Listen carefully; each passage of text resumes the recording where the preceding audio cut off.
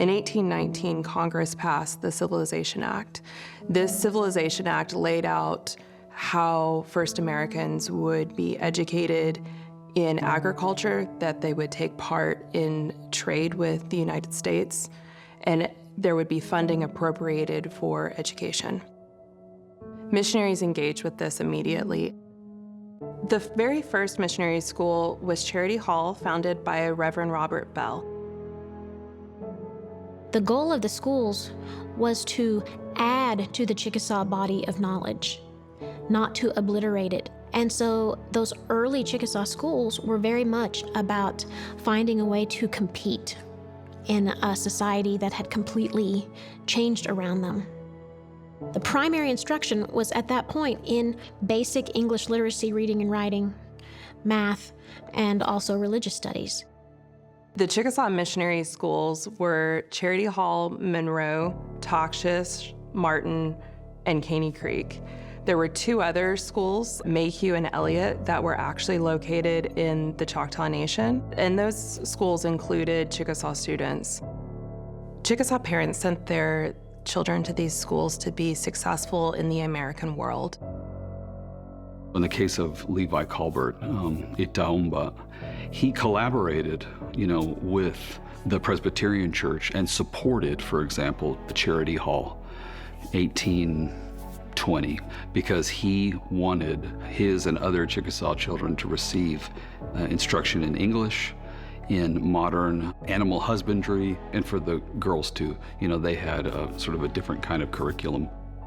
They had to teach agriculture and domestic arts. This included sewing, cooking, how to make clothing, how to launder those clothing, and things like that. I think what these early leaders in our tribe were interested in is gaining these tools of power so that we could make our way in the world. They chose to send them. It wasn't, en masse going into a village and grabbing these kids and taking them to schools, which we've seen all across the United States. That wasn't the case. And then, of course, removal. And in Indian Territory, and I've always thought, what a tremendous act of hope that one of the first things Chickasaws did in our first written laws in Indian Territory was to establish a school system. By 1853, the tribe had established a Bloomfield Academy for Chickasaw females. So early on, Bloomfield and other schools, control was maintained by the Chickasaw Nation. These schools were modeled after the best of the East Coast educational systems, whether it would be a manual labor academy or like the Bloomfield Academy, which is for women, of course. So we still maintained a degree of control, and the graduates of those schools would go on to help us negotiate and survive and remain Chickasaw in increasingly challenging times. So Bloomfield at that time almost became a finishing school for, quote, Chickasaw young ladies. And the focus was on art and music and drama and elocution and all of these subjects. And then Oklahoma statehood comes.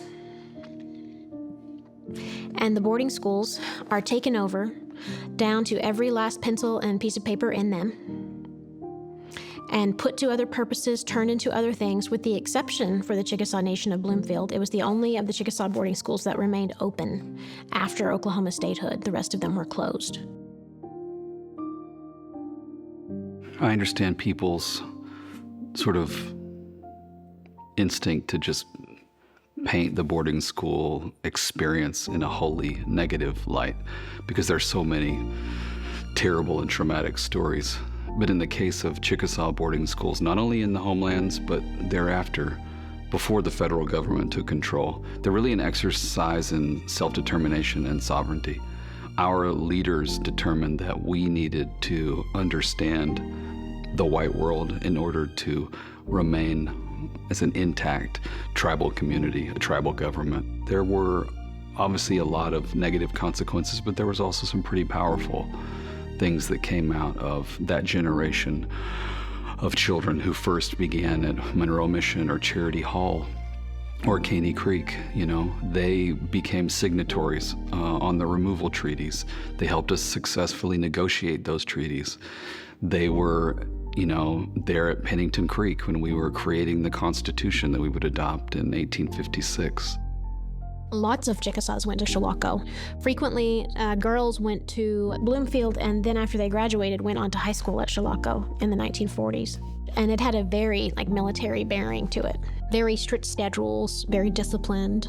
I have nothing but the highest respect for the boarding school generations, because that experience has to be one of the, I can't even imagine. It's so hard, so difficult to imagine how people would go through that and accept that.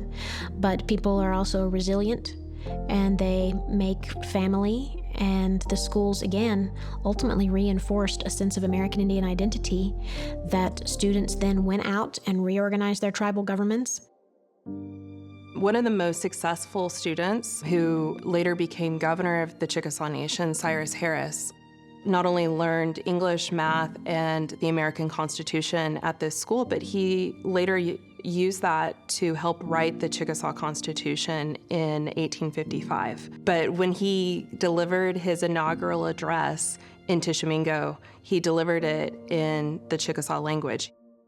When I think about the legacy of boarding schools, the descendants of these people are still actively involved in tribal affairs, many of whom are legislators, for example, or in my case, work with the language division.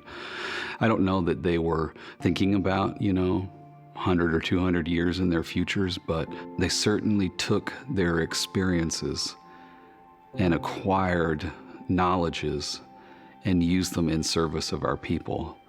And I don't see anything bad about that.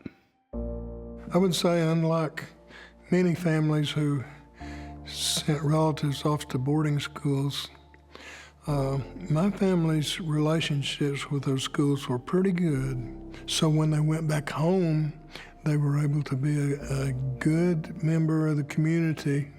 They were able to become leaders of their communities. Having leaders who are educated is a thing that is helpful to all of us. When I think about the history of language endangerment and loss in our community, it goes back to those first boarding schools. That was the first sort of concerted effort to push out everything that made us who we are. And that included the language. In our family, our last native speaker died in 1938. That's a perfect example of this plan of civilization that started with Jefferson, this manifest destiny where if we recreate them in their image, they'll cease to be natives. But the problem is it just didn't work.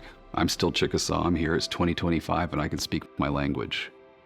Chikimishashnola inaspisat nana chikasha chomi potobachan bana nana chikasha numpulan ikobano kitok makosikano 2025 oka chikasha saya binilili katima chikasha numpulila bika chugmana nen nola potobachan banogia potobacha hikyo.